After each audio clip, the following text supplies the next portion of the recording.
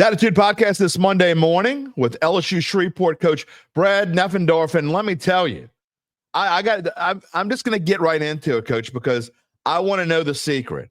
How does a team, I don't care what happens, to go 51-0 throughout a regular season? I know you got your regionals. We're recording this, to be transparent, we're recording this on a Friday.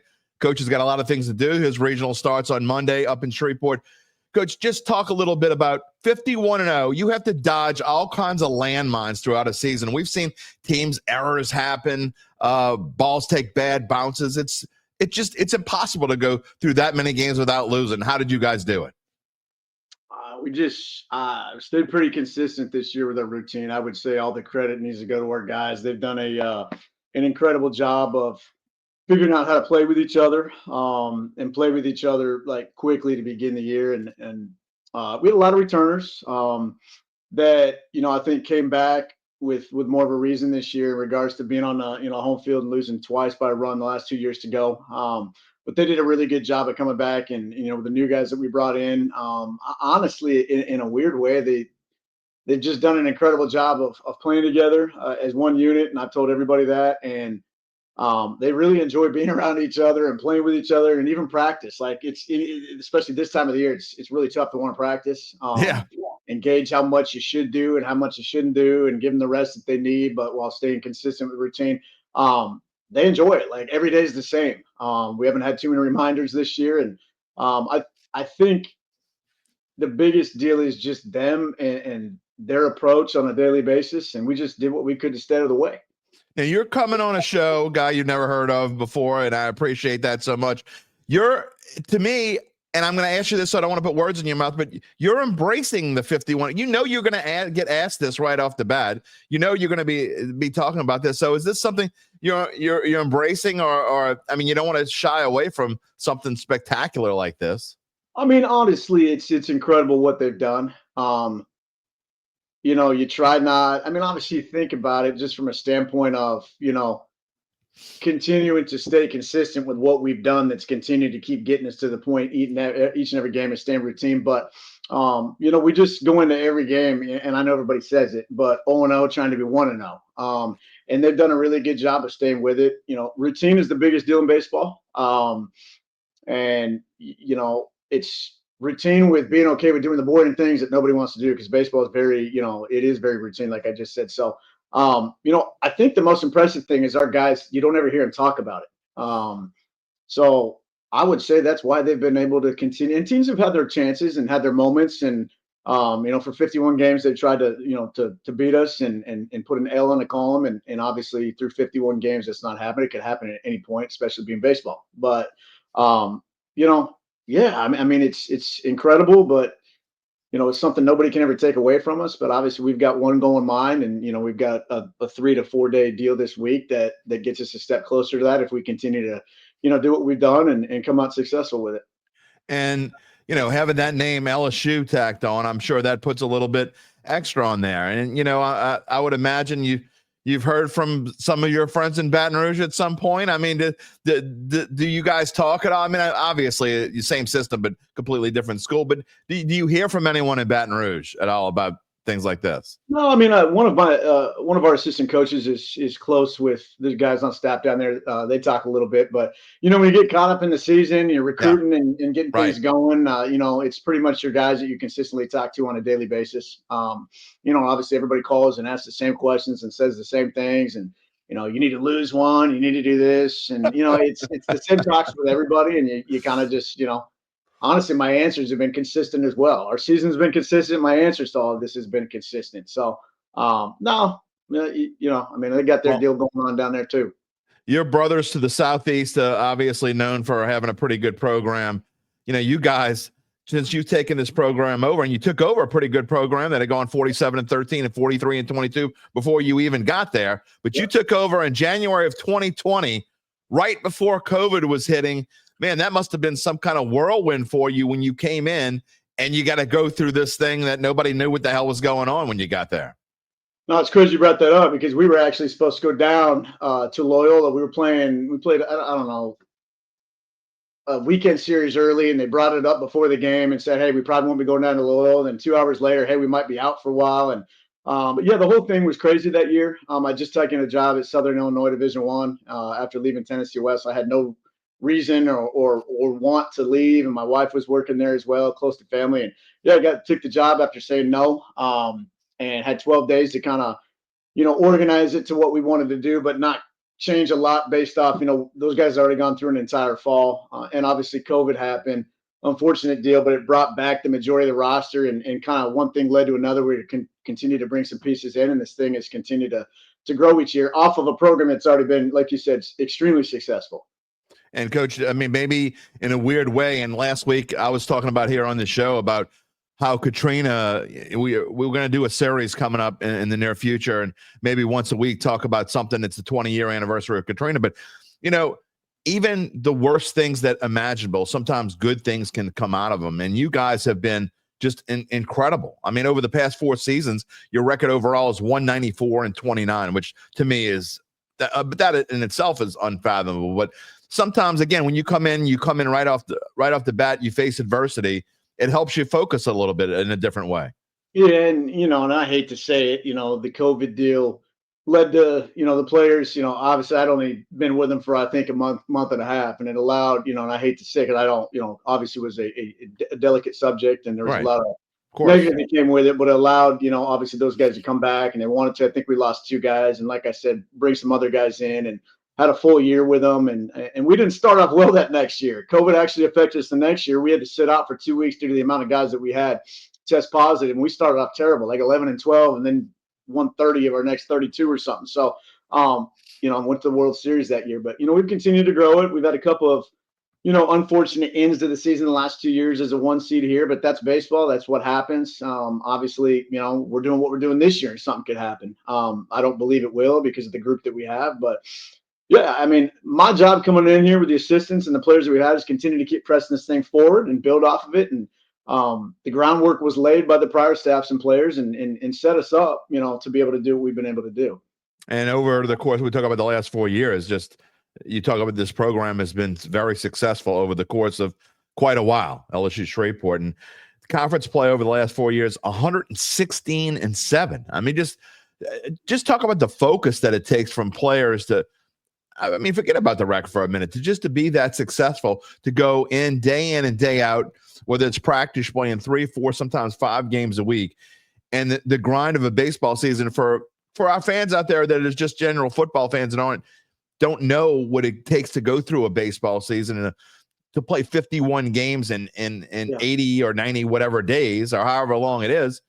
And to go 116-7 over the past 4 years in your conference play, just the focus that you guys have had to put into this whole thing.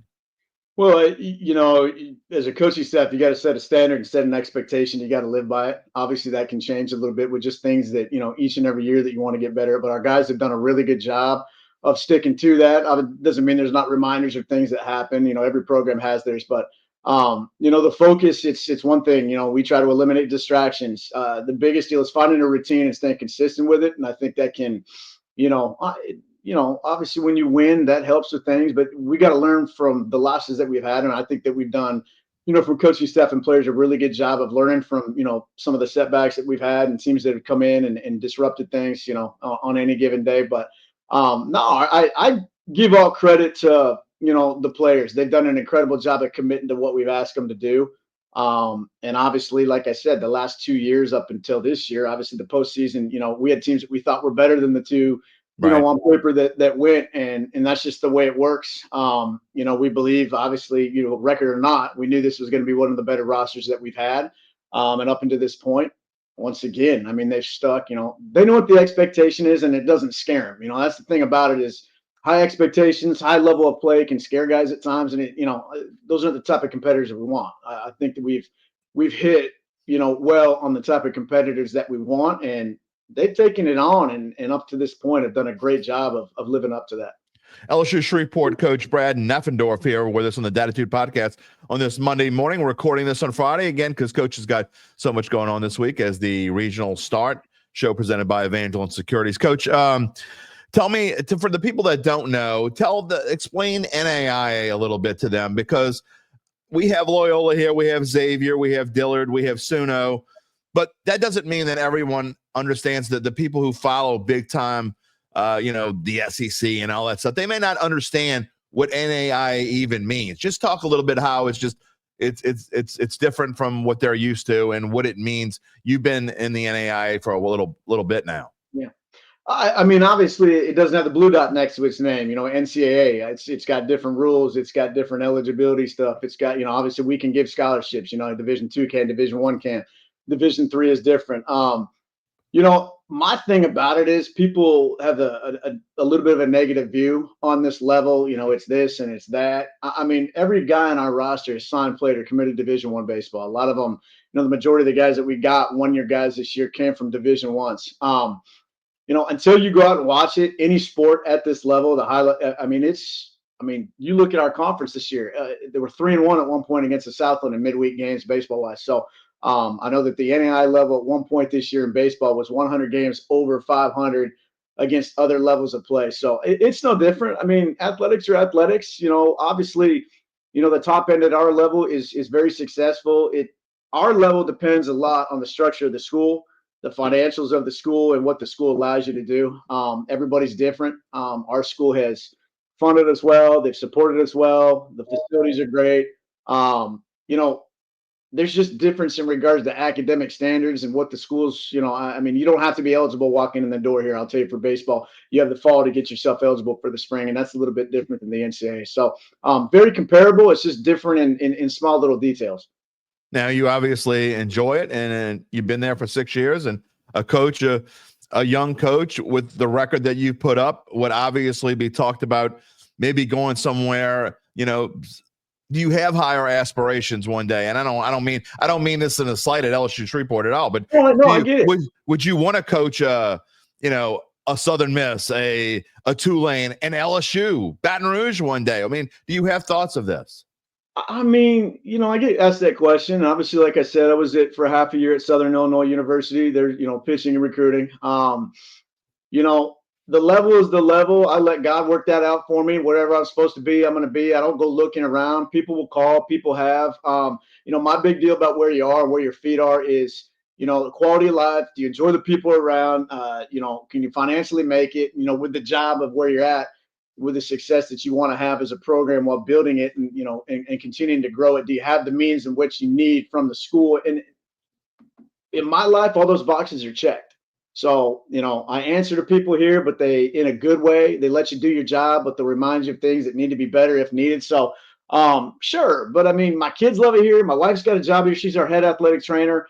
Okay. She would never prevent me from looking if somebody called. And that's the great thing about her. But, I'm only 40 years old. I got hopefully plenty of years left to be able to do it. Maybe one day. And obviously I know everybody answers that with you, differently. Somebody could be in talks with somebody right now. That's the truth about it.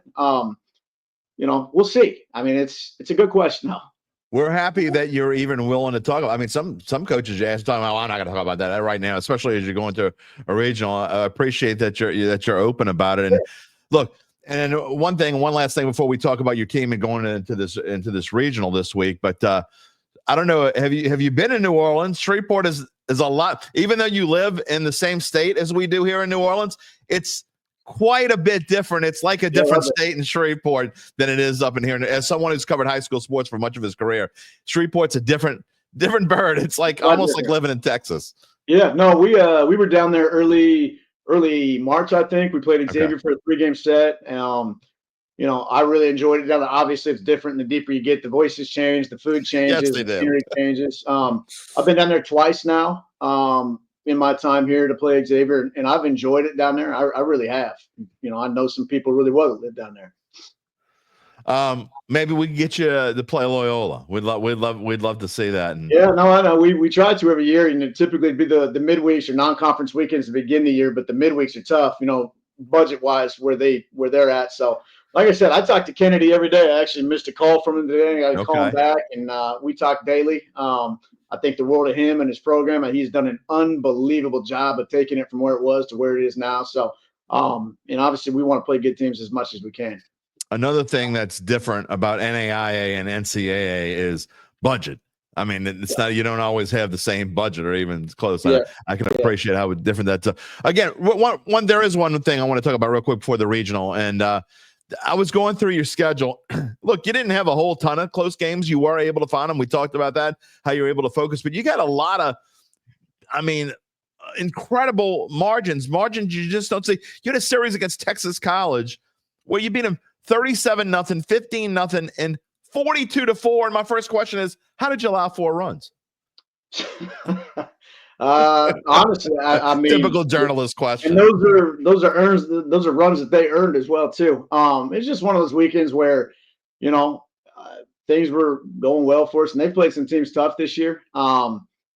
I don't even know really how to answer it on Not just that series though, Coach. You got. I'm not trying to mess with Texas College. I'm just talking about you got now not 32-0, but you got a lot of 18-1s and 17-2s and 15-0s in there. Just goes to show. I mean, what's it like to even coach those kinds of games? Well, I mean, look, from an offensive standpoint, like I said, we got a lot of returners. We brought some really good ones in. I'm a pitching guy. I've shied away from it a little bit this year, and my assistant, Jordan Schwambach's done an incredible job with him. We've got some really good arms, but I've loved nothing more, whether I'm a pitching guy or not, to have a loud offense. And we've had some loud games this year where we've scored some runs, and they've done a really good job. We try to score in 3 different ways, and they've done a really good job of committing to that. We have really good athletes too. So we have really good athletes that are really good players. They can make some things happen. But it's been one of our better offenses that we've had since I've been here. Coach, let's talk about this regional that you're in. And how many regionals are there total? Is it 8? Is it 8 regions? Is it 9? It's 10. So 10. there's Okay, there's somewhere around there. 46 teams, which I know is a weird number. It used to be 45. It was 9 regionals. They have now made the host. Yeah, the host team now has to play to get in. So they just added one team, the national number 1 seed. So we're the national 1 seed, get 5 team pods. The national 6 through 10 get 14 pods. So that's how they made it work with 46 teams. Talk about some of the teams that are coming here in your regional and what you're looking forward to this week. You get a bye. You wait to play your first game. You don't play on Monday. Am I right? You don't play on Monday? We the 4 and 5 played 11. We played the winner of that. I gotcha. But just talk about what you're looking for going into this regional and how you're feeling. Obviously, you've been in this situation before, and you talked about some early exits. Do you use that as motivation, saying, I don't care what our record is. Look what we've been, last year we were 44-11 and we lost. Do you use that as motivation? No, but I think you can always use the past as a place of reference. And we've got a lot of guys that understand where we had to be better this year because they've been involved with that one, the last 2 years. Regionals are tough, and especially when you're a 1 seed and you're in a 5-team pod, those are supposed to benefit you. But the difference is the 4 and the 5 play in the morning. They've already played. They're not throwing their top guy because they know they've got to use that guy to come back and beat you at night. So when you look at it, whoever wins that game has typically had a really good arm that we faced. Well, right. Hey, look, guys, we got through it. We won. We got our guy going tonight. And we've sat around all day, even though we're supposed to do what we're supposed to do. And if we do, we've got a good chance of winning. Every regional is tough. Anything can happen at this point in the year. There's teams that come out of the blue that maybe didn't play well in their conference tournament that are still in, and all of a sudden they put it together. Our regional in general, we've only seen one of them this year. Mid-America Christian was a 1 seed last year. They returned a lot of guys. They're a 2 seed this year. We beat them 5-0 early on. Really athletic, can really run, can really swing it. Johnson, Tennessee, the 3, has Dave Serrano as their head coach. He's been at the Division I level for years, been to the World Series. I think he was a National Coach of the Year back in 2007 or something with UC Irvine. So they're very well coached. This is their first regional that they've been in. And then you look at our 4 seed. Ottawa was ranked the majority of the year, fell out late, but they're a team that's had some success this year, and they're good. And then Suno's a new team, so that'll be it's a very different regional in regards to, the structure of each lineup and roster and how they do things and whatnot. Once again, it's just going to come down to whoever executes at the highest level. Yeah, I mean, and would you compare this team a lot? I'm like looking through, and I was trying to go through some of these teams and some of your schedules, and your 2022 team where you were the Louisiana Coach of the Year, you were the Regional Coach of the Year in NAIA. You went 53-8. Would you compare this team to that team a lot? Yeah, very, very comparable from both sides of the ball. That year was very we had 2 unbelievable starters. This year we're a little bit deeper on the pitching side. Maybe a few players deeper on the offensive side, but when it comes to how the teams both fared throughout the year and how they've done and the amount of wins in the postseason. I mean, that team was 47-3 in regular season that year, Yeah. and was a game away from winning a game. If we won it, we were in the national title game. So, very comparable. If you look at the whole format of the year, the only difference is this team. That team that year lost the first 3 postseason games. We lost. Was that Oklahoma that won that national championship? Southeastern and Florida. Okay. In 2022. So no, there's a lot of similarities, and that's honestly, question-wise, that's a really good one by looking at it. A lot of similarities. Coach, how do you feel about where you are right now? I mean, obviously, you're always going to be positive. You're going to feel like, hey, we can do it. But I mean, it's not just your record says that you can do it. Obviously, just the things that you've gone throughout the season. What makes you feel confident that maybe this year is a year that you guys can run? I mean, look, the likelihood of you finishing the season is undefeated, but you don't have to finish the season undefeated. That's a good thing about baseball. But just talk about where you are right now. I do feel really good about it. Our conference tournament, we struggled the last few, even 2022, because you're going into a deal where you've already earned an automatic qualifying berth to get into the postseason. The other teams are fighting to get the last bid out of our conference. And this is the first time we've gone through the conference tournament, Lord knows how long, and went undefeated. And we played really well, and we got better as the tournament went on. So from where we were throughout the entire year, and then going into that postseason, and honestly, our conference has gotten better. How we fared in that thing after what we've done this year, I feel good, just because I'll tell you, it's not just because we're 51-0 and won that conference tournament. I feel really good about where we are because of the guys that we have. I think we're prepared. We've got a deep coaching staff that is, I've cut them loose, and they've done an incredible job preparing these guys. And these players, they're walking around here the same right now as they have all year. There's no difference. It's not like there's anxiety rolling around this place that we've got to go do it. They have continued to be consistent with who they are. They're a loose group, man. They're poised. They're confident, but they're humble at the same time. They just go out and they play. And they play one game at a time. So I feel, and they've got a different gear. When they want to kick it in, I saw it in the championship game this last weekend. We were kind of nonchalant in the game, the semi game. And then on the first pitch of that championship game, it was almost like you saw blood in their eyes.